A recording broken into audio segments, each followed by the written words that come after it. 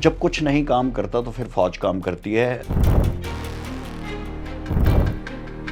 Armed forces make the system work, they make the nation stand. राष्ट्रीय rifles J&K के अंदर terrorism से लड़ने वाली एक फोर्स है जो कि वहीं पर ही स्टेशन रहती है। वो स्पेसिफिक इंटेलिजेंस के ऊपर नहीं जाती, वो इंटेलिजेंस खुद क्रिएट करती है। मैं ज्वाइन किया 2004 के अंदर, तो उस टाइम 17 से 18 हिजबुल मुजाहिदीन के टेररिस्ट डोडा डिस्ट्रिक्ट के अंदर हाईली एक्टिव थे। मेरे मदर ने उसको बोला कि मेरा लड़का तो जो है ने चूड़ियाँ नहीं पहन रखी हैं, तुम जाके छुप जाओ, तुमने जहाँ पे जाके छुपना है, मेरा लड़का आ रहा है। तो ये जज्बा था। अब ऐसे जज्बे में डर लगना तो फिर मुश्किल है। बोला अब मैं आ गया हूँ और अब कोई कैजुअलिटी नहीं होगा, अब जो कैजुअलिटी होगा वो उनका ही होगा। और उसके बाद धड़ाधड़ हमने 5-6 महीने ऐसे ज़बरदस्त ऑपरेशन किए कि उनकी नींव हिला दी हमने।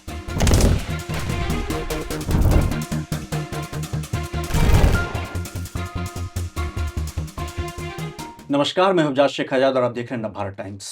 बॉर्डर डिफेंस हमारा खास शो है, इसमें आपका बहुत बहुत स्वागत है। आज हमारे साथ एक ऐसी शख्सियत हैं जिन्होंने 23 साल से 24 साल भारतीय सेना में काम किया, कई बड़े खतरनाक ऑपरेशंस में हिस्सा लिया। और आपने कहावत सुनी होगी कि बंदूक और कलम, यानी बंदूक छोड़ करके कलम थामिए, यानी बंदूक से ज़्यादा ताकत कलम में है। लेकिन इन्होंने बंदूक भी थामा और कलम भी थामा। हमारे साथ हैं लेफ्टिनेंट कर्नल, रिटायर्ड भारतीय सेना के उमंग कोहली सर, जिन्होंने कि कई ऐसे ऑपरेशंस को अंजाम दिया जिनके बारे में आपको जानना बेहद ज़रूरी है। सर के साथ हम कई मुद्दे पे बात करेंगे, जिनमें कि जो आज मिडिल ईस्ट में जो हालात हैं, भारत की जियोपॉलिटिकल स्थिति में जो है, पीओके में जो हालात हैं और इन्होंने जो ऑपरेशंस को अंजाम दिए, इन तमाम मुद्दों पे बात करेंगे। सर आपका बहुत-बहुत स्वागत है मेरे थैंक यू सो मच। आपका नाम ही ऐसा है कि हौसले बुलंद हो जाते हैं। आज़ाद, आज़ाद नाम सुनते ही हौसले एकदम बुलंद हो जाते हैं। जी, मेरे जो ग्रैंडफ़ादर थे वो फ्रीडम फाइटर थे। सो गांधी जी के साथ भी उन्होंने काम किया था, तो उन्होंने ही मेरा नाम ये रखा था। सर सच अ मैं प्लेजर। जी सर मैं सबसे पहले आपसे यही स्टार्ट करूँगा कि आपने सेना में शामिल होने का फ़ैसला किया। ये कहाँ से आया ख़्याल या जोश या उमंग? आपका नाम खुद उमंग है। कहाँ से आया कि मैं सेना में जाऊँगा? देखिए, जैसे आपने अपनी बैकग्राउंड बताया, मेरे ग्रैंडफ़ादर भी फ्रीडम फाइटर थे। पहले से ही ये जज़्बा तो फैमिली के अंदर था, पर्टिकुलरली मेरी मैटरनल तरफ से, कि कुछ करना है देश के लिए और फोर्सेस के अंदर जाना है। हाउएवर एक ख़ास incident actually affected me a lot. मैं अपने फादर के साथ न्यूज़ देखता था, 80s की बात है, very regularly, and I was a small child. और उस टाइम टेररिज्म पंजाब के अंदर खासकर ज़ोर के ऊपर था। जी, तो वन ऑड इंसिडेंट ऐसा हुआ है जलंधर दूरदर्शन के अंदर कि उन्होंने टेररिस्ट्स ने न्यूज़ रीडर को मार दिया। जी, तो एक बारी न्यूज़ रीडर को मारा और फिर कुछ दिन के बाद दोबारा एक और न्यूज़ रीडर को उन्होंने मार दिया। एंड उसके चलते as a kid I asked my father कि अगर ये इस तरह से न्यूज़ रीडर मारते रहेंगे तो हमारे को न्यूज़ कौन बताएगा, बताएगा कौन कि दुनिया के अंदर क्या हो रहा है। तो उन्होंने कहा कि जब कुछ नहीं काम करता तो फिर फौज काम करती है, तो ये न्यूज़ भी फिर शायद फौज ही पढ़ेगी और शायद फौज को ही बैठ के वहाँ पे न्यूज़ रीड करनी पड़ेगी।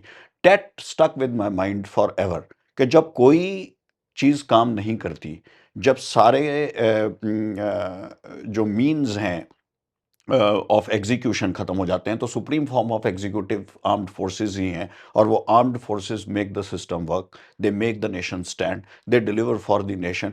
Nation stands with the armed forces when the enemy has come at your door steps और given you a telling blow. So वो मेरे साथ जो है वो स्टैंड कर गया। एंड देयरफॉर जब कारगिल आया और कारगिल के दौरान जिस तरह के हालात बने हुए थे देश के अंदर, और कारगिल से थोड़ा पहले भी जिस तरह के हालात बने हुए थे, it acted as a further motivation factor that जी। I have to join the forces. So Kargil अभी चली रही थी और मेरा एसएसबी का भी कॉल आ रखा था। सो उस दौरान आई वाज रियली मोटिवेटेड कि अब तो ज्वाइन करना ही है। हालांकि इतनी ज़्यादा there was no push from the forces, from the family, but अंदर से एक जज्बा था, एक आग थी कि फोर्सेस के अंदर जाना है। जी। राष्ट्रीय राइफ़ल के लिए आप चुने गए। पहला दिन याद है आपको? कैसे क्या? राष्ट्रीय राइफ़ल के लिए एक्चुअली 3 से 4 साल की जब आपकी नौकरी हो जाती है, उस समय देयर इज़ अ डेपुटेशन। मैं आर्मड का ऑफ़िसर था और राष्ट्रीय राइफल्स जे.एंड.के के अंदर टेररिज्म से लड़ने वाली एक जी। फोर्स है जो कि वहीं पर ही स्टेशन रहती है। वो स्पेसिफिक इंटेलिजेंस के ऊपर नहीं जाती, वो इंटेलिजेंस खुद क्रिएट करती है। They have to live the kind of environment that is present there. और एक टेररिज्म की एनवायरनमेंट क्रिएट हो रखी थी वहाँ पे, जिसका एक डेडली कॉम्बिनेशन इंसर्जेंसी के साथ बन रखा था। उस कॉम्बिनेशन के साथ आपको day in and day out struggle भी करना पड़ता है और फाइट भी करना पड़ता है। तो वो एक आरआर की फोर्स है। आरआर की फोर्स एक बहुत ही मोटिवेटिंग फोर्स है। जी। It is a direct confrontation with the terrorists. आप दिन रात टेररिस्ट्स क्या कर रहे हैं, कहाँ जा रहे हैं, क्या अट्रॉसिटीज कमिट कर रहे हैं और कैसे उनको इलिमिनेट करना है, न्यूट्रलाइज करना है और किस तरह से पीस एंड ट्रैंक्विलिटी उस एरिया के अंदर लानी है, ये जो है आरआर में होता है।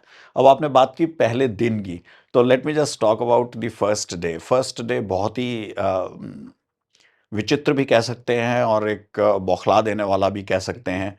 अ, मेरी जो पोस्ट थी, फर्स्ट डे तो खैर मैं पहुंच गया, उसके एक दो दिन के बाद मुझे बताया कि आप पोस्ट पे चले जाइए। ये post winter cut off post थी, नियरेस्ट रोड हेड से 8 घंटे पैदल चल के जाना पड़ता था। कश्मीर में। जी, डोडा के अंदर मेरी ओके। पोस्टिंग थी। मेरी पलटन का थी 8 आरआर, जो कि मद्रास और आर्मर्ड की पलटन है। सो ये इसकी 4 कंपनी ऐसी थी, 5 कंपनी एक्चुअली ऐसी थी जिसके अंदर रोड नहीं लगती थी। तो हम सारे जो भी जवान भी थे और कंपनी कमांडर भी थे, नियरेस्ट रोड हेड पे हमारे को छोड़ दिया जाता था गाड़ी में, और फिर उसके बाद 7 से 8 घंटे हम पैदल बीपीजे बीपीपी पहन के पहाड़ी के टॉप पे जाते थे जहाँ पे जी। पोस्ट्स बनी हुई थी। बहुत ही दुर्गम इलाका था। इट वाज वेरी वेरी, डोडा के लिए कहावत मशहूर है, डोडा मांगे गोडा। वो आपके घुटने तोड़ देता है। जी। चढ़ाई ऐसे है, और आपको ऊपर चढ़ के जाना पड़ता है और किसी भी तरह कहीं से भी फायर आ सकता है और एम्बुश का खतरा उस टाइम रहता जी। था। उस टाइम वहाँ पे लश्कर और हिजबुल मुजाहिदीन दोनों एक्टिव थे। जब मैं पहुंचा तो कम से कम कोई 22 से 23 टोटल टेररिस्ट्स वहाँ पे एक्टिव थे। हिजबुल मुजाहिदीन के कोई 17 से 18 टेररिस्ट पूरे डोडा डिस्ट्रिक्ट के ये अंदर उस आपके टाइम बिल्कुल एक्टिव थे। स्टार्टिंग फेज़ में, जब आपने जॉइन किया था जी, बिल्कुल जी, स्टार्टिंग उसी में। टाइम की बात कर रहा हूँ जब मैं जी। जॉइन किया 2004 के अंदर, तो उस टाइम 17 से 18 हिजबुल मुजाहिदीन के टेररिस्ट्स डोडा डिस्ट्रिक्ट के अंदर हाईली एक्टिव थे। और लश्कर के 7 से 8 टेररिस्ट हाईली एक्टिव थे। वो बेसिकली 10 आरआर और 8 आरआर के बीच में एक्टिवेटेड थे, मोस्ट ऑफ जी। देम।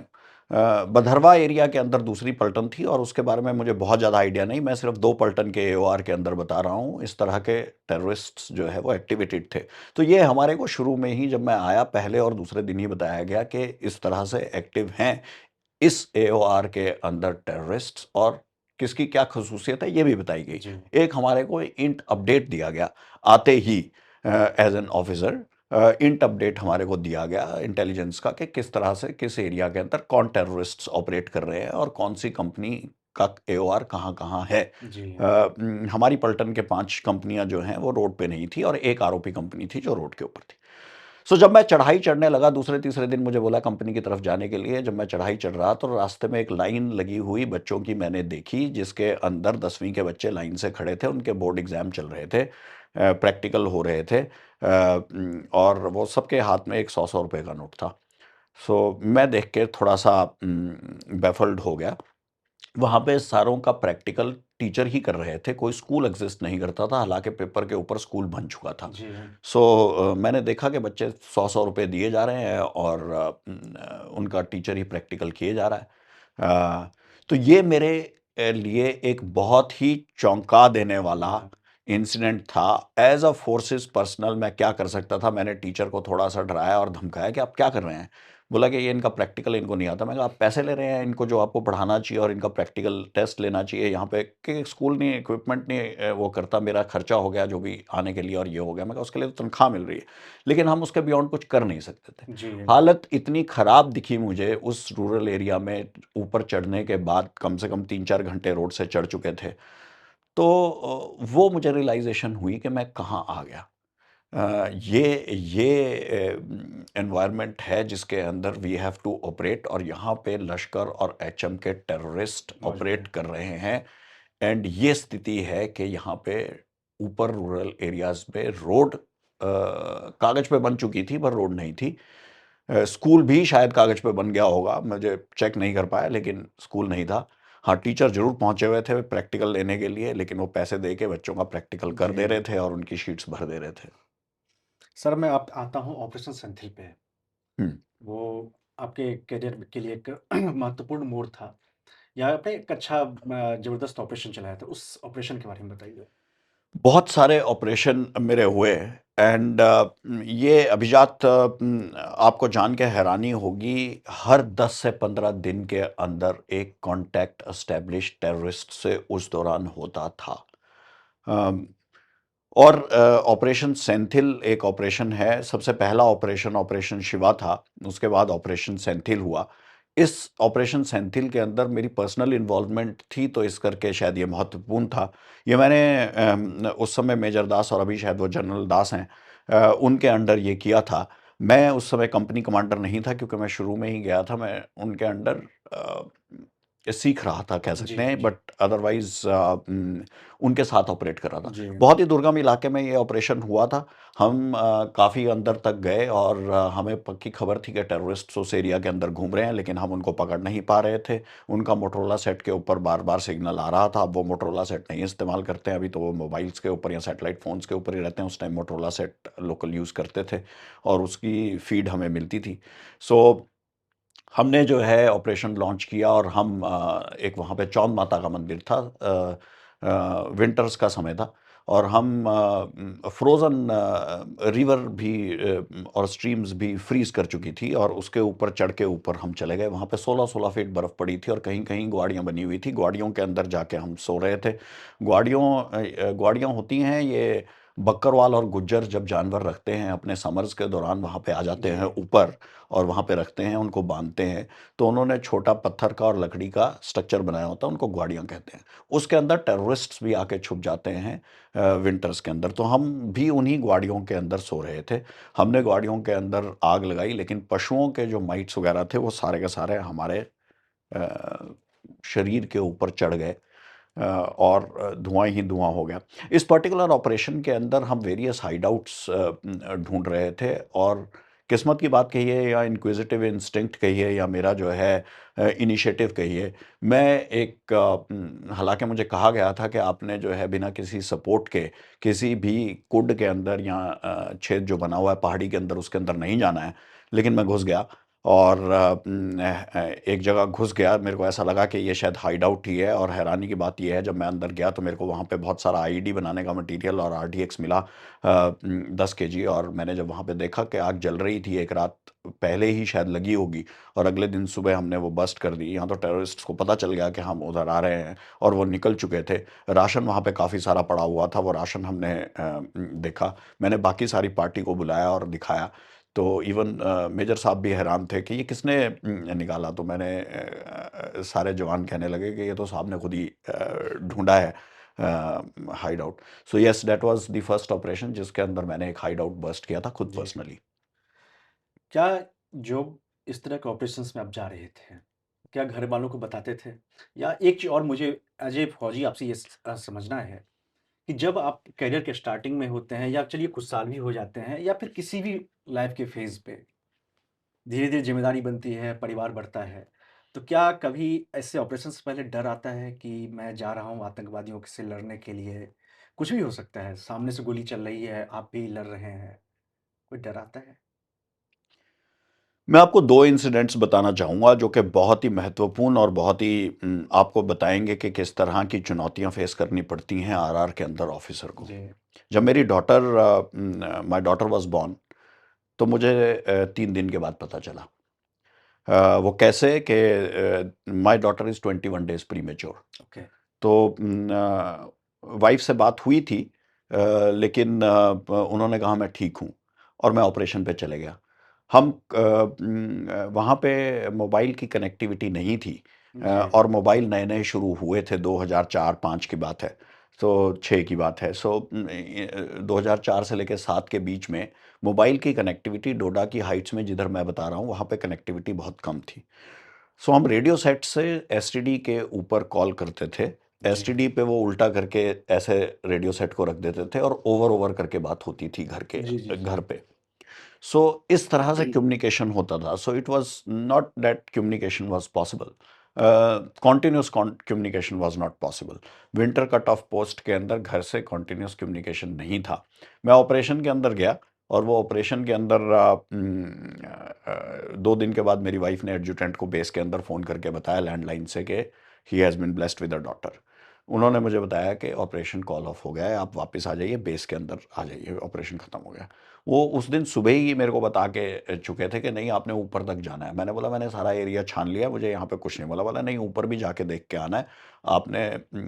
वहाँ पे भी हमारे को उसका एनालिसिस चाहिए, उस पर्टिकुलर एक कोई विलेज था। तो जब एडजुटेंट ने कहा ऑपरेशन कॉल ऑफ हो गया आप नीचे आ जाइए, तो एडजुटेंट बहुत ज़्यादा सीनियर नहीं थे, 1 डेढ़ साल सीनियर थे। तो थोड़ी-सी लिबर्टी हम ले लेते थे। तो मैंने बोला कि नहीं अब तो ऑपरेशन पूरा करके ही आऊँगा मैं। बोला नहीं ये तो ऑर्डर है 2 आईसी साहब का कि आप वापस आ जाइए बेस के अंदर। मैं कहा नहीं अभी नहीं वापस आऊँगा, अब तो ऑपरेशन खत्म होगा तभी वापस आऊँगा। ख़ैर उन्होंने इंसिस्ट अपॉन किया कि 2 आईसी ब्रीफिंग माँग रहे हैं बेस के अंदर, तुम पहुँचो तुम तुरंत। तो मैं आ गया ऑपरेशन छोड़ के। जैसे ही मैं पहुँचा बोला घर फ़ोन कर लो अपने एसटीडी बूथ जाके। मैं कहा नहीं मेरी बात हो रखी है मैंने नहीं करना। बोला नहीं जाओ अपने घर बात करके आओ। तो उन्होंने नहीं मुझे बताया। फिर मैंने घर फ़ोन किया तो पता चला। तो फिर मेरी छुट्टी पहले से बना के रखी थी और रात को पार्टी हुई। मैं इवनिंग तक ही वापस पहुंचा था। फिर सुबह टैक्सी मेरे लिए मंगवा के रखी थी सीधा घर के लिए। तो इस तरह से जो है आरआर के अंदर ऐसा होता है।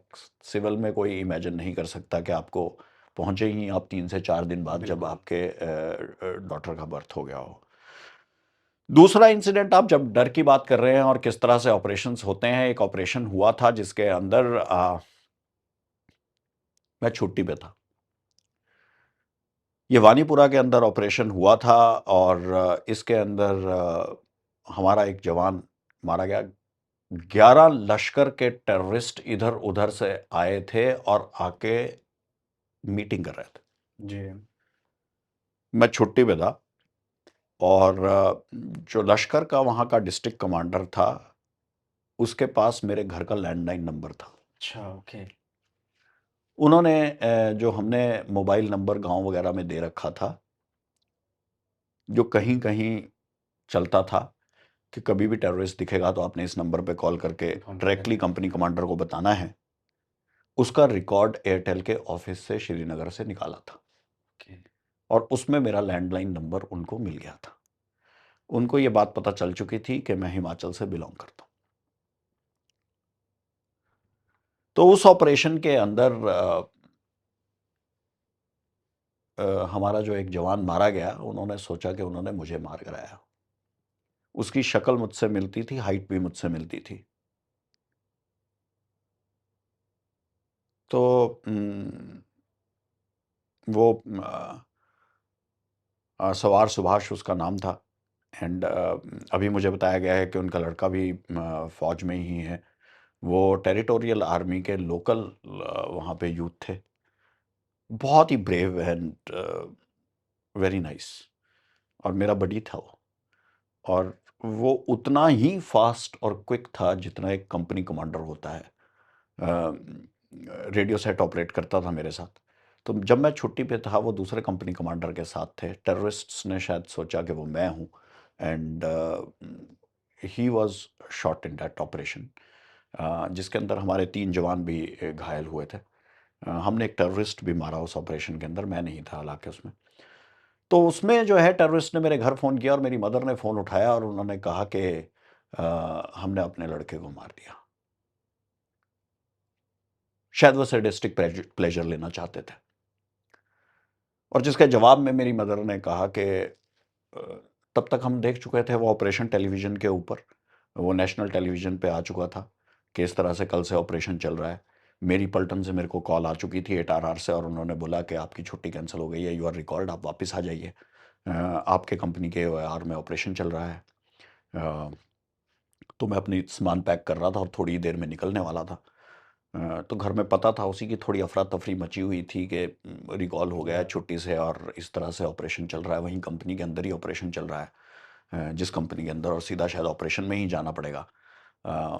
तो मेरे मदर ने उसको बोला कि मेरा लड़का तो जो है ने चूड़ियाँ नहीं पहन रखी हैं, और तुम जाके छुप जाओ, तुमने जहाँ पे जाके छुपना है, मेरा लड़का आ रहा है। तो ये जज्बा था। अब ऐसे जज्बे में डर लगना तो फिर मुश्किल है। तो इस जज्बे के साथ मैं गया कि अब इसको नहीं छोड़ना है, और बोल दिया है कि जा छुप जा, तेरे को जहाँ पे जाके छुपना है। जब मैं गया तो रास्ते में जो इंजर्ड जवान थे वो मेरे को मिले उधमपुर के अंदर, मैं उनको मिलता हुआ गया। उनका मोराल डाउन था उस समय, और उन्होंने कहा कि साहब, बड़ा हमारा कैजुअल्टी हो गया। अ, तो मैंने बोला अब मैं आ गया हूँ, और अब कोई कैजुअल्टी नहीं होगा, अब जो कैजुअल्टी होगा वो उनका ही होगा। और उसके बाद धड़ाधड़ हमने 5-6 महीने ऐसे ज़बरदस्त ऑपरेशन किए कि उनकी नींव हिला दी हमने। लश्कर की नींव वहाँ पे हिला दी अगले 6 महीने के अंदर। ऐसी धरपकड़ की कि उनको हमारे एओआर से जो है भागना पड़ा। जी। सो ये जज़्बा था, और अ, फिर वो डर नहीं बल्कि कुछ हद तक एक तरह से पर्सनल कॉन्फ्लिक्ट और बैटल बन गई थी।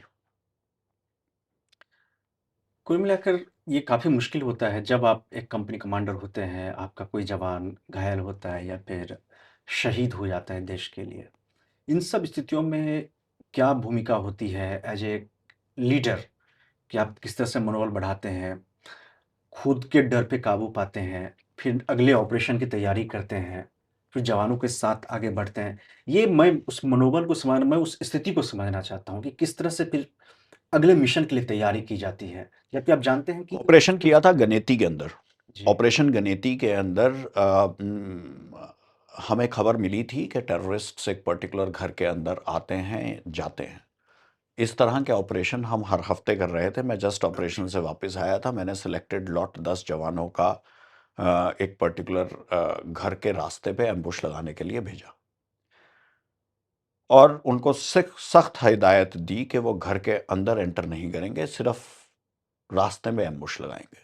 हाउएवर जब वो उस रास्ते पे जा रहे थे, उन्होंने देखा कि उस घर के अंदर टेररिस्ट दाखिल कर चुके हैं, और उनको खिड़की से नजर आ गया टेररिस्ट वेपन के साथ।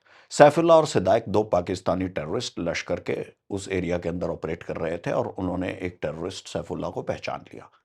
उस समय जो जेसीओ इंचार्ज थे, उन्होंने डिसीजन लिया कि हम जो है वो ये टेररिस्ट भाग ना जाएं, और एम्बुश लगाने का तो कोई फ़ायदा नहीं है, और इस घर के अंदर जो है हम एंटर करेंगे। तो उन्होंने 2 जवानों को बोला कि दरवाज़ा तोड़ के, और बाकियों ने 3 तरफ से कॉर्डन लगाया उस घर का, इस घर के अंदर घुसेंगे। लेकिन वो टेररिस्ट 2 नहीं थे, 3 थे, और तीसरा वाला टेररिस्ट बाहर, जैसे गाँव में घरों के बाहर में घास पड़ा रहता है चारे के लिए, उसके अंदर चारे के घास में छुप के बैठा था एक टेररिस्ट। उसने शायद फायर किया, और हमारे एक जवान को 6-7 गोली लगी, और दोनों तरफ से भरपूर गोलियों की बौछार शुरू हो गई। और मेरे एक जवान थे, उन्होंने मेरे को मोटरोला सेट के ऊपर कॉल करके बताया कि आप जो है अ, मैं यहाँ पे पर्पसली अपने जवानों का कोई नाम नहीं ले रहा हूँ, जी, जी, ये जी। टेररिस्ट्स का नाम ले रहा हूँ। ये दे नो लॉन्गर एग्जिस्ट, या अभी ये एग्जिस्ट नहीं करते हैं। और ये 20 साल पुरानी बात है। ये एनकाउंटर 2006 का है। तो ये सारे 20 साल पुरानी बात हो चुकी है।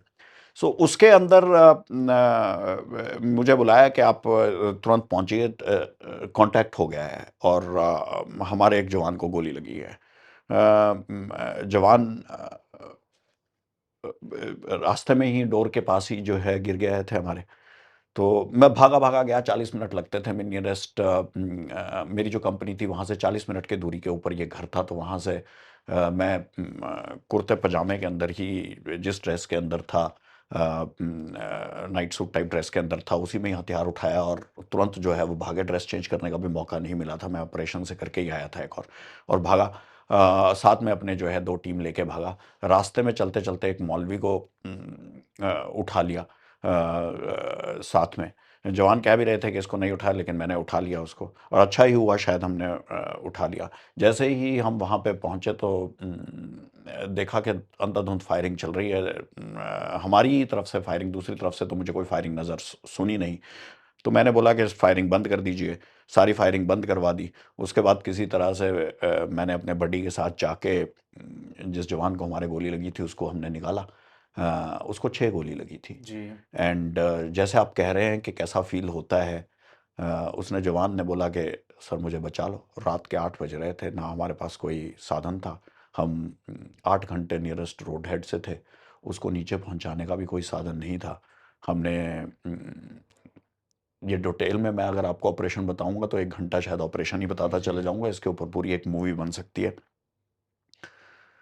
तो वो जवान जो है, एक्चुअली हमने 2 जवान उस ऑपरेशन में खो दिए, और दूसरे जवान का हमें पता थोड़ी देर के बाद चला। उसको भी गोली लगी थी, उसको एक सिंगल ही शॉट लगा था यहाँ से, और इस जवान को 6 गोली लगी थी। और हमने बेड को मॉडिफाई किया और स्ट्रेचर बना के उसको नीचे भेजा। रास्ते में उसकी डेथ हो गई, और उसके पर्स में उसकी फैमिली की फ़ोटोग्राफ भी थी। और वो मेरे को कई साल तक नींद नहीं आई। मतलब नींद आती थी तो भी बौखला के उठ जाते थे। तो ऐसा बड़ा ही वो रात नहीं भूलती थी। वो मेरे जन्मदिन से 1 दिन पहले की रात थी, और नेक्स्ट डे मेरा बर्थडे था। वो शायद सबसे मुश्किल समय रहा होगा, और वो कभी आप भूल नहीं सकते इस तरह के इंसिडेंट जब जी। आपके साथ हो जाते हैं। आपके ऑपरेशंस के बारे में हमने सुना काफ़ी मुश्किल होते हैं, लेकिन अभी पीओके में हालात ठीक चेंज हो गए। यानी पाकिस्तान जो पिछले 75 साल से 80 साल से जो एक नैरेटिव बना रहा था, भारतीय कश्मीर को लेकर के, अब वो पासा पलट चुका है। पाकिस्तान ने जिस कश्मीर पे कब्ज़ा कर रखा है अवैध तरीके से, अब वहाँ पे आज़ादी की माँग उठ रही है। रैलियाँ निकल रही हैं।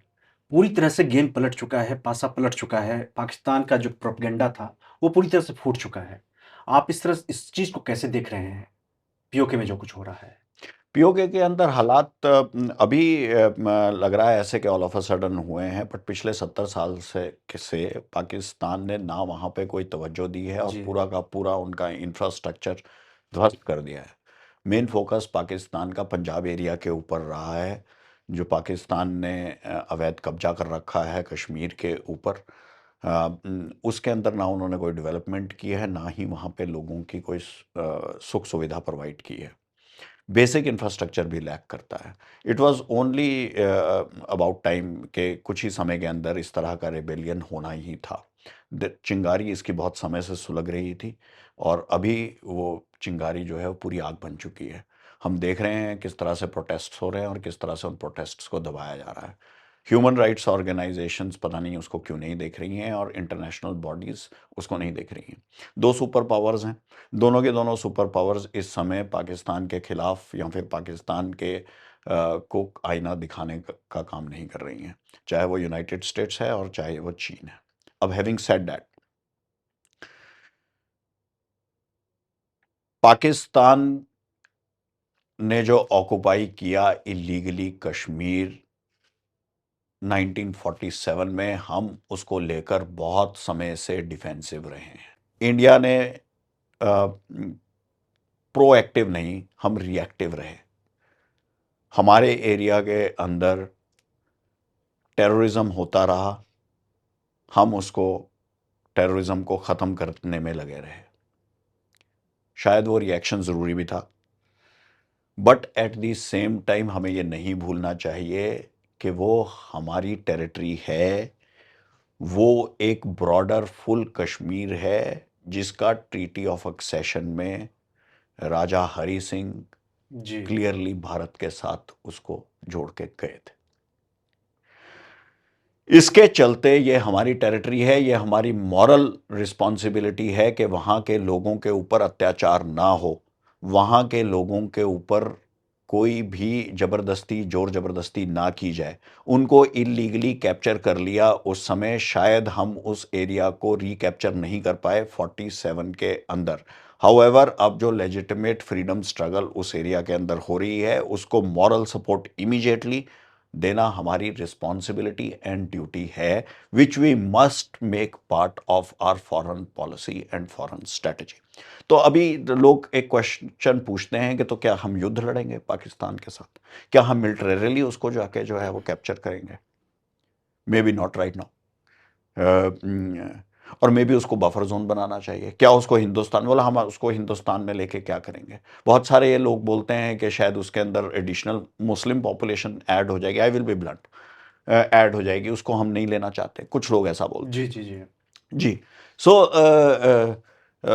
उसको एक बफर जोन डिक्लेयर करना चाहिए, उसको एक बफर जोन करना चाहिए डिक्लेयर इंडिया और पाकिस्तान के बीच में, उसको एक आज़ाद एरिया डिक्लेयर करना चाहिए जो पाकिस्तान ने ऑक्युपाई कर रखा है for the time being, autonomy देनी चाहिए उसको complete for the time being, उसके अंदर लोकल एडमिनिस्ट्रेशन लोकल लोगों को देना चाहिए, वहाँ पे डिफेंस फोर्सेस और जो भी उनके पाकिस्तान की डिफेंस फोर्सेस और जो मोर्चेबंदी करके वहाँ पे डिफेंस इंफ्रास्ट्रक्चर बना रखा है, that should go back from the buffer zone, उसको वहाँ से बफर जोन से वापस चले जाना चाहिए। They should know longer be in पाक ऑक्युपाइड कश्मीर, उसके अंदर सिविल एडमिनिस्ट्रेशन रहना चाहिए और दोनों फोर्सेस चाहे वो इंडिया की हो या वो पाकिस्तान की हो वहाँ पे एंटर ना करें फॉर द टाइम बी, for the time B.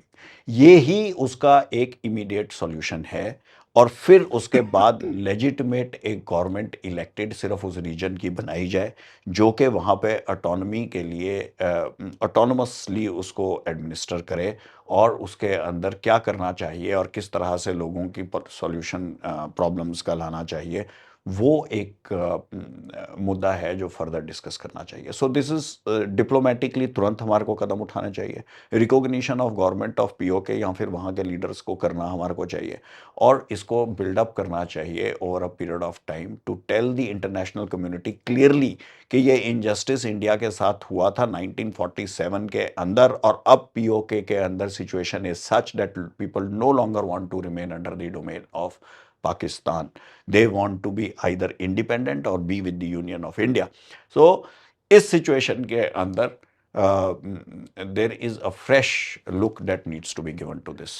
PoK के जो नेता की मैं बयान सुन रहा था, जो उनके भाषण हो रहे हैं, उसमें वो बार-बार कश्मीर के लोगों से मदद माँग रहे हैं, भारत के लोगों से मदद माँग रहे हैं। और उनका जायज़ भी है, जी, उनका लेकिन मैं ये जायज़ भी है। समझना चाह रहा हूँ कि भारत अगर मदद करता है तो किस तरह की मदद कर उनका सकता है? राजा रहा नहीं, उनके जो राजा थे जो उनकी देखभाल करते थे और उनका रखरखाव करते थे, उन्होंने उनको इंडिया के सुपुर्द किया और इंडिया की रिस्पॉन्सिबिलिटी बनती थी उनको टेक केयर करना। 47 में कुछ हालातों के चलते हमारे से वो कब्जे में ले लिया गया और हमने उसको वापस रीटेक नहीं किया। वैसे तो 47 में ही कर लेना चाहिए था, 48 में कर लेना चाहिए था, 49 तक कर लेना चाहिए था, वो सारा का सारा एरिया टेक बैक करना हमारी रिस्पॉन्सिबिलिटी जी। थी, लेकिन वो पाक ऑक्युपाइड कश्मीर ही रहा। लेकिन अब जब वहाँ के लोगों के अंदर ये एक जागरूकता आ गई है and they have realized that they have been taken for a ride, अब ये रिस्पॉन्सिबिलिटी हमारी रिस्पॉन्सिबिलिटी है कि हम उनके लीडर्स को रिकॉग्निशन दें, मॉरल सपोर्ट दें। अगर मिलिटरीली हम इंटरजेक्ट नहीं भी करना चाहते एट द प्रेजेंट मोमेंट, जी। हमें डिप्लोमेटिकली इस इशू को वेरियस लेवल्स के ऊपर और अदरवाइज अगर वेरियस लेवल पे हम नहीं भी उठाना चाहते, हमारे को इंडिविजुअली रिकॉग्निशन देनी चाहिए ऐसे लीडर्स को और उनकी लेजिटिमेट डिमांड्स को सुनना चाहिए। तो हम कहाँ पे झिझक रहे हैं अगर हम उनके लीडर्स की बात नहीं कर रहे हैं, तो क्या हम झिझक रहे हैं कि नहीं झिझक रहे, मैं बोल रहा हूँ, सब बोल रहे हैं, मीडिया के अंदर बोलेंगे। मैं सरकार के स्तर पे बात कर रहा हूँ। सरकार के अंदर, सरकार कौन है? सरकार हम ही चुन के बनाते हैं, हम ओपिनियन मेकर्स हैं, हम जर्नलिस्ट्स हैं, हम वेटरन्स हैं, हम जो है बोल रहे हैं, बोल रही है ये सरकार भी और बोल रहे हैं वेरियस और ऑर्गेनाइजेशंस भी और बहुत सारे लोग कि अब जो है समय आ चुका है कि पीओके के ऊपर सरकार बोल रही है, क्लियरली बोल रही है। राजनाथ सिंह डिफेंस मिनिस्टर ने बोला है कि समय आ गया है कि पीओके के ऊपर अगर जो है हालात ठीक नहीं हुए तो पीओके हम वापस लेंगे, ये सरकार बोल रही है। डिप्लोमेटिक चैनल्स के ऊपर इसके ऊपर क्या मूवमेंट हो रही है ये गवर्नमेंट को साझा करना चाहिए, गवर्नमेंट को इसके ऊपर प्रेस कॉन्फ्रेंस भी करनी चाहिए, गवर्नमेंट को इसके ऊपर बोलना चाहिए कि उसका मैंने स्टैंड सिर्फ क्या आपसे है। इसलिए ये सवाल पूछा है कि पीओके में भी पिछले कुछ दिनों में पिछली बार जो अंधाधुंध फायरिंग की थी पाकिस्तान की सेना ने 30 से 35 लोग मारे गए थे। अभी कल 100 रात के से ऊपर लोग मार दिए हैं। उसमें जो आधिकारिक तौर पे आया था मैं उसकी बात कर रहा था। अभी कल रात से रॉयटर्स की आधिकारिक रिपोर्ट तौर है। पे उन्होंने आंकड़े दबा रखे हैं। जी। आधिकारिक तौर पे बहुत सारी चीजें दिखाई नहीं जा रही हैं, ये फिल्टर होके आ रही अभी हैं। इंटरनेट भी दबा रखा कल है। रात में मेरी रॉयटर्स की रिपोर्ट है कि 9 लोग मारे गए हैं। इसमें 7 प्रदर्शनकारी हैं, 2 पाकिस्तान सेना के जवान हैं। हम्म मैं कह रहा हूँ कि जो 6 लोग कश्मीर सिविलियन मारे गए हैं। जी, 6 के 6 लोगों की फोटोग्राफ्स रिलीज कर दी गई हैं, वेरियस सोशल मीडिया जी, प्लेटफॉर्म्स के ऊपर अवेलेबल हैं। ये यंग लीडर्स हैं। इसके बिल्कुल। अंदर एक लीडर हैं जो कि क्लियरली बता रहे हैं कि अब हम किसी भी हालत में पाकिस्तान के अंदर नहीं रहना चाहते। पाकिस्तान के अंदर इस समय इनकलाब की एक ज्वाला पीओके के अंदर उज्जवल है, जो वो क्लियरली बता रहे हैं कि सरफरोशी की तमन्ना अब जी, हमारे दिल में है। इस तरह के नारे वहाँ पे विद्यमान हैं। ऐसे हालात के चलते ये हमारी मॉरल रिस्पॉन्सिबिलिटी है कि हम कंधे से कंधा मिलाकर उनको मॉरल सपोर्ट दें और उनको जिस भी डिप्लोमेटिक लेवल के ऊपर और जिस भी प्लेटफॉर्म के ऊपर रिप्रेजेंटेशन देने की ज़रूरत है, किसी भी तरह से उनको उस तरह की रिप्रेजेंटेशन हम दिलवाएं और इस बात को आगे उठाएं। एक चीज़ मैं आपसे पूछना चाह रहा हूँ सर, पाकिस्तान की सेना जो अत्याचार में, क्रूरता में या फिर बेरहमी में पीछे नहीं है। हम लोग देख चुके हैं कि उन्होंने बांग्लादेश में क्या किया था। क्या ये अगर पीओके में नरसंहार करते हैं, अगर जिस तरह से आज रिपोर्ट है कि 1 लाख से ज़्यादा लोग रैली कर रहे हैं, आज़ादी की माँग कर रहे हैं, पाकिस्तान असेंबली से आज़ादी की वो माँग करने वाले हैं, कर रहे हैं। अगर वो इस तरह से एट्रोसिटीज़ करती है जहाँ पे कि नरसंहार वाले हालात बनते हैं, इस परिस्थिति में भारत के पास क्या ऑप्शन बचता है? भारत को क्या कदम उठाने चाहिए? वो नरसंहार कर रहे हैं।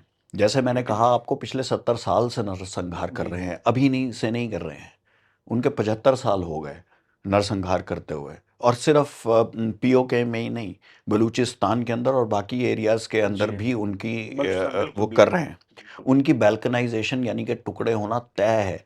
वो एक स्टेट है जो कि मिलिट्री रूल के ऊपर ही डिपेंडेंट है। जी, वहाँ पे डेमोक्रेसी सिर्फ नाम के लिए है। वहाँ पे फील्ड मार्शल आज की डेट में, या चीफ कह लीजिए, उनका ही चलता है। उनका जो पॉपुलर लीडर था भी, उसको उन्होंने जेल में सॉलिटरी कन्फाइनमेंट के अंदर बिल्कुल। डाल रखा है। डेमोक्रेसी किसी नाम की नहीं है। सो इस ऐसे हालात के चलते वो आज तक उनके जितने प्राइम मिनिस्टर रहे हैं, इलेक्टेड और अनइलेक्टेड, या वो या तो मारे गए हैं, या तड़ीपार कर दिए गए हैं, या जेल बिल्कुल, में डाल दिए गए हैं। 5 भी ऐसे प्राइम मिनिस्टर आप गिना नहीं सकते पाकिस्तान के जो खुद अभी आज की डेट में जिंदा हों और वहां पे रहे हों, चाहे वो किसी भी एक भी पार्टी से एक भी प्रधानमंत्री 5 एग्जिस्ट। साल का अपना कार्यकाल तक पूरा नहीं किया। हाँ, मुश्किल से ही कोई मिलेंगे, और जो मिले भी हैं, और इवन मिलिट्री लीडर्स भी हैं, चाहे वो मुशर्रफ हों या दूसरे भी हों, उनको या तो मार दिया गया है, या तड़ीपार कर दिया गया है, या फिर उनको जेल के अंदर बिल्कुल, डाल दिया गया है, कोई ना कोई वो कर दिया गया है। सो डेमोक्रेसी तो एग्जिस्ट करती नहीं है, डेमोक्रेसी सिर्फ नाम के लिए है। और उस डेमोक्रेसी जब नहीं है और सिर्फ नाम की है, तो अट्रॉसिटीज तो डेफिनेटली हो ही रही हैं। हमारा ये, मैं डिप्लोमेटिक फेलियर तो नहीं करूंगा, लेकिन हमारा डिप्लोमेटिक अग्रेशन नहीं है। I am sorry to say, but we have to be diplomatically very very yes, aggressive. मैं उसी की बात कर जी, रहा था, बिल्कुल। डिप्लोमेटिकली जी, अग्रेसिव हमारा होना बहुत ज़रूरी है। डिप्लोमेटिकली अग्रेसिव टू एंश्योर कि हमारे जो सिटीजन्स हैं, और पाक ऑक्युपाइड कश्मीर के अंदर वो हमारे सिटीजन्स यस, हैं, वो हमारे डेफ़िनिटली, सुपुर्द किए गए थे, डेफ़िनिटली, उनको उनके डेमोक्रेटिक राइट्स मिले, बिल्कुल। उनको वोट करने की कैपेबिलिटी मिले, वो अपनी पसंद की गवर्नमेंट चुने। उनको नहीं चाहिए मिलिट्री रूल। जो मिलिट्री रूल पाकिस्तान के अंदर है, वो हमारे सिटीजन्स क्यों बियर करें? क्योंकि ज़बरदस्ती उनकी फ़ौज ने उस समय कब्जा कर लिया उनके जी, ऊपर। तो वो तो एक ह्यूमन राइट्स वायलेशन 70 साल से हो ही रही है, and this needs to stop. और इसके लिए एक कंबाइंड स्ट्रेटेजिक प्लानिंग करने की ज़रूरत है, जिसके अंदर मिलिट्री कोअर्जन भी अगर ज़रूरत पड़े तो इन बिट्स एंड पीसेस करने की ज़रूरत है। जी, we need to get involved in the process in which PoK के अंदर एक legitimate self elected by the people there एक गवर्नमेंट वहां पे आए जो एडमिनिस्टर करे। इसकी तरफ हमारे को हर एक पॉसिबल कदम उठाना चाहिए। जी। आपको ये जान के हैरानी होगी कि जब भी जम्मू एंड कश्मीर के अंदर इलेक्शन होता है, तो हम कॉन्स्टिट्यूएंसीज पीओके की भी ईयर मार्क करते हाँ, हैं। हाँ, बिल्कुल, जी, तो बिल्कुल। वो करते हैं, लेकिन वहां से कोई इलेक्ट होके नहीं आता, क्योंकि नहीं, वहां इलेक्शन नहीं हो पाती। वो आने चाहिए, वो अब हमारे को वहाँ पे भी नॉमिनेट करने चाहिए, वहाँ पे भी इलेक्शन करवानी चाहिए, हमें इलेक्शन अनाउंस करने चाहिए और हमारे को वहाँ पे इलेक्शन इंश्योर करने चाहिए कि हम करवाना चाहते हैं। आप सेना में वर्षों तक रहे, उसके बाद फिर पत्रकारिता आपने किया, एमबीए किया। तो एक जर्नलिस्ट होने के नाते आप जब अब देख रहे हैं सेना को लेकर के, तो क्या आपको भारत की स्ट्रेटजी नज़र आती है? एज ए जर्नलिस्ट अब आप सेना को किस तरह से देख रहे हैं? जो सेना को लेकर के रिपोर्टिंग होती है या फिर सेना जिस तरह से कार्रवाई करती है, अब आपकी अब आप मतलब कैसी भूमिका में देखते हैं अपने आप को और सेना को? देखिए, इसको मैं सेना स्पेसिफिक नहीं रखूँगा, मैं आपसे एक चीज़ कहना चाहता हूँ कि in a democracy, military and media converge, और वो उनकी कन्वर्जेंस कहाँ है? एक बेटर सोसाइटी लाने के लिए, एक बेटर पीसफुल एनवायरनमेंट लाने के लिए, सोसाइटी की तरफ कंट्रीब्यूट करने के लिए और अपनी कंट्री के लिए कंट्रीब्यूट करने के लिए। तो ये मिलिट्री और मीडिया का कन्वर्जेंस है, ये बहुत कम लोग समझते हैं। अब बाहर आके मैं उसको बहुत अच्छे से समझता जी। हूँ। ये मिलिट्री और मीडिया का कन्वर्जेंस हमारे देश के हित में है। हम इसको जिस तरह से उजागर कर सकते हैं, ग्राउंड सिचुएशंस देखने के बाद, दूसरी तरफ रहने के बाद, यू कैन टेल बेटर, लोगों को अच्छे से आप ये मैं समझा इसलिए सकते आपसे पूछा ये सवाल मैंने क्योंकि इन्फॉर्मेशन वारफेयर जो होता है साइकोलॉजिकल वारफेयर होता है। कहीं न कहीं हमने देखा है कॉप सिंदूर में हम इन्फॉर्मेशन वारफेयर इन्फॉर्मेशन वारफेयर ख़ास करके पीछे रहे हैं। सो एज़ ए जर्नलिस्ट आपको क्या सजेशंस हो सकते हैं कि इन्फॉर्मेशन वारफेयर में हम आगे बढ़ें? वॉरफेयर का वर्ड ना इस्तेमाल करते हुए मैं अगर कहूँगा नैरेटिव मैनेजमेंट या या फिर फैक्चुअल नैरेटिव किस तरह से पुट फॉरवर्ड करना है, ये बहुत ज़रूरी है। मिलिट्री माइट होने के बावजूद और मिलिट्री सक्सेस मिलने के बावजूद, I will agree with you, diplomatically उतनी सक्सेस हमारे को नहीं मिली। हम अपना नैरेटिव जो कि टेररिज्म के अगेंस्ट था, जो विक्टिम ऑफ टेररिज्म हम रहे जी। हैं, उसको हम अच्छे से इंटरनेशनल कम्युनिटी को प्रोजेक्ट नहीं कर सके, और ये एक चैलेंज है हमारे जर्नलिस्ट्स के लिए भी, चैलेंज है, और एक ये चैलेंज है जो हमारी सोसाइटी के लिए भी और डिप्लोमेटिक फ्रेटर्निटी के लिए भी एक चैलेंज है। हमारी डिप्लोमेटिक फ्रेटर्निटी को, एज वेल एज जर्नलिस्ट्स को, एज वेल एज वेटरन्स को, कलेक्टिवली इसको, इंफॉर्मेशन को और नरेटिव को, सोसाइटी को as well as international community को किस तरह से उजागर करना है, ये बहुत ही ज़रूरी है। I would say that, having said that, Pakistan की कोई इंफॉर्मेशन बिल्कुल, वॉरफेयर की स्ट्रेटजी नहीं है। बिल्कुल। हाउएवर उनको सपोर्ट मिली है यूनाइटेड स्टेट्स से to some extent after operation Sindoor. उनके खुद के प्रेसिडेंट यूनाइटेड स्टेट्स के उनके लिए एक तरह से इंफॉर्मेशन वॉरफेयर या नरेटिव वॉरफेयर करते या रहे हैं। वो कहते रहे हैं कि हमारे कुछ प्लेन्स गिर गए हैं, और वो कहते रहे हैं कि field marshal number 1 field marshal हैं, थिंग्स लाइक दैट। कैबिनेट उन्होंने निवास जी। लेजिटिमेसी उनके फील्ड मार्शल को प्रोवाइड की है, जो कि फील्ड मार्शल नहीं, फील्ड मार्शल हैं। सो उस तरह की इंफॉर्मेशन वॉरफेयर एक सुपर पावर ने उनकी तरफ से की है, इस करके उनको पार्शल सक्सेस मिली है। This is a challenge for us and we must take it head on. Okay, thank you very much Azad. It was a pleasure talking to you. जिस तरह से आपने इंटरव्यू कंडक्ट किया, I was able to speak my mind. Thank you, thank thank you. You, thank you sir. तो आप सभी दर्शकों का बहुत-बहुत धन्यवाद, जो भी आपके विचार हो आप हमारे साथ ज़रूर शेयर कीजिएगा। Thank you.